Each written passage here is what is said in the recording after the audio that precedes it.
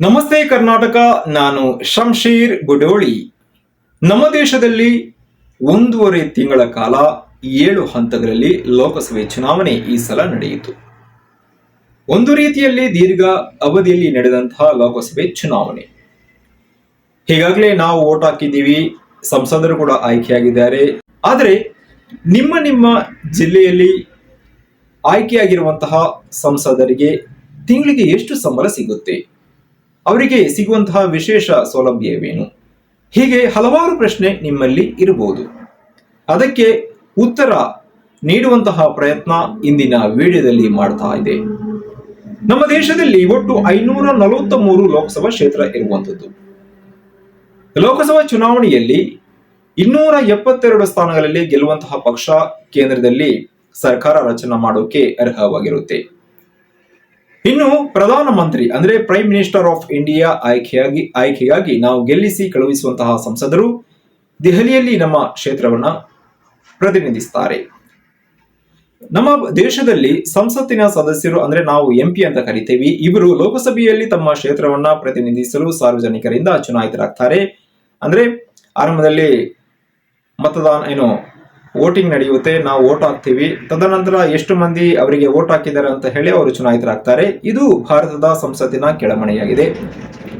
ಇನ್ನು ನಾವು ಲೋಕಸಭೆ ಚುನಾವಣೆಯನ್ನು ನೋಡಿದಾಗ ಈ ಸಲ ಹಲವಾರು ವಿಚಿತ್ರ ವೈಶಿಷ್ಟ್ಯ, ಅನೇಕ ರೀತಿಯಾದಂತಹ ಬೆಳವಣಿಗೆ ನಡೆದಿರುವಂಥದ್ದು. ಕಳೆದ ಬಾರಿ ಗೆದ್ದವರು ಈ ಸಲ ಸೋತಿದ್ದಾರೆ, ಹೊಸದಾಗಿ ಸ್ಪರ್ಧೆ ಮಾಡಿದವರು ಗೆದ್ದಿದ್ದಾರೆ, ಕೆಲವರು ಸೋತಿದ್ದಾರೆ. ಹೀಗೆ ಹಲವಾರು ವಿಚಿತ್ರವಾದಂತಹ ವೈರುಧ್ಯವಾದಂತಹ ಘಟನೆಗಳು ಇಂದಿನ ಲೋಕಸಭೆ ಚುನಾವಣೆಯ ಫಲಿತಾಂಶ ಕಾರಣವಾಗಿರುವಂಥದ್ದು. ಲೋಕಸಭೆಯು ಭಾರತೀಯ ಸಂಸತ್ತಿನ 2 ಸದನಗಳಲ್ಲಿ ಒಂದಾಗಿದೆ. ಲೋಕಸಭೆ ಕೆಳಮನೆಯಾದರೆ ರಾಜ್ಯಸಭೆ ಮೇಲ್ಮನೆಯಾಗಿದೆ.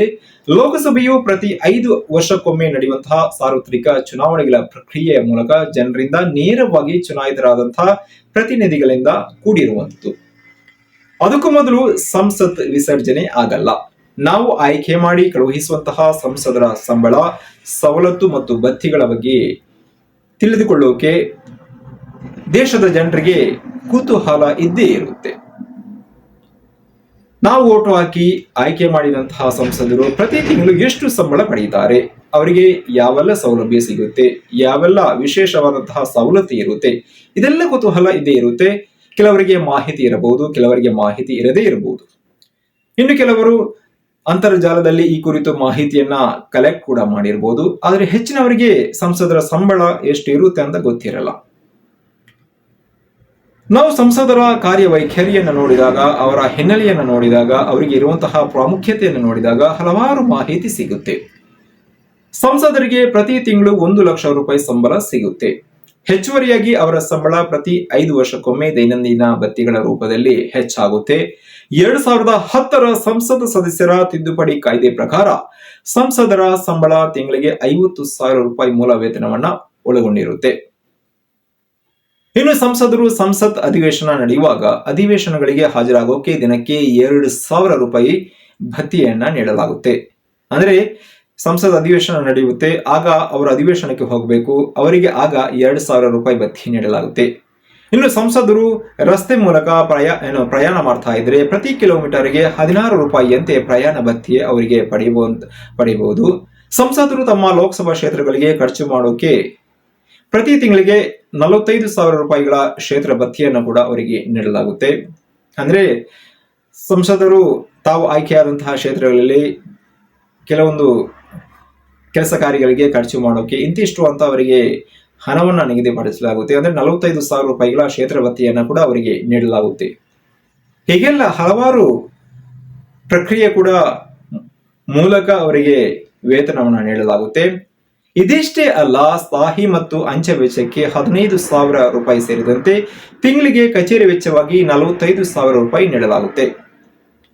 ಇನ್ನು ಸಂಸದರ ಜೊತೆ ಅವರ PA ಇರ್ತಾರೆ, ಅಂದ್ರೆ ಅಸಿಸ್ಟೆಂಟ್ ಆಗಿ ವ್ಯಕ್ತಿಗಳಿರ್ತಾರೆ. ಸಂಸದರಿಗೆ ಸಹಾಯ ಮಾಡೋಕೆ ಅಸಿಸ್ಟೆಂಟ್ಗಳು ಬೇಕಾಗುತ್ತೆ. ಹೀಗಾಗಿ ಕಾರ್ಯದರ್ಶಿ, ಸಹಾಯಕರ ವೇತನವನ್ನು ನೀಡೋಕೆ ಭತ್ಯೆಯನ್ನ ಬಳಸಿಕೊಳ್ಳಬಹುದು. ಅದಕ್ಕೂ ಕೂಡ ಅವಕಾಶ ಇರುವಂತದ್ದು. ಯಾಕಂದ್ರೆ ಸಂಸದರು ಅಂದ ವೇಳೆ ಅವರು ಇಡೀ ಜಿಲ್ಲೆಯನ್ನು ಪ್ರತಿನಿಧಿಸುತ್ತಾರೆ.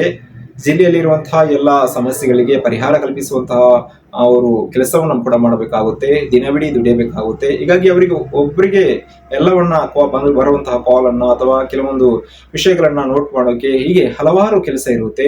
ಹೀಗಾಗಿ ಅವರಿಗೆ ಅಸಿಸ್ಟೆಂಟ್ ಬೇಕಾಗುತ್ತೆ, ಕಾರ್ಯದರ್ಶಿ ಸಹಾಯಕರು ಕೂಡ ಬೇಕಾಗುತ್ತೆ. ಹೀಗಾಗಿ ಅವರಿಗೆ ಕೂಡ ಭತ್ಯೆ ನೀಡೋಕೆ ಅವಕಾಶ ಇರುವಂತದ್ದು.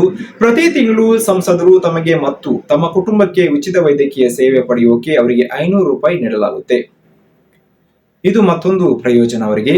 ಇನ್ನು ಸಂಸದರು ಸಭೆಗಳಿಗೆ ಹೋಗುವುದು ಸೇರಿದಂತೆ ತಮ್ಮ ಕರ್ತವ್ಯಗಳ ನಿರ್ವಹಣೆಯಲ್ಲಿ ಉಂಟಾದಂತಹ ವೆಚ್ಚಗಳ ವಿವರ ನೀಡಿದರೆ ಆ ಹಣವನ್ನ ಮರುಪಾವತಿ ಮಾಡಲಾಗುತ್ತೆ. ಈ ಅವಕಾಶ ಕೂಡ ಸಂಸದರಿಗೆ ಇರುವಂತದ್ದು.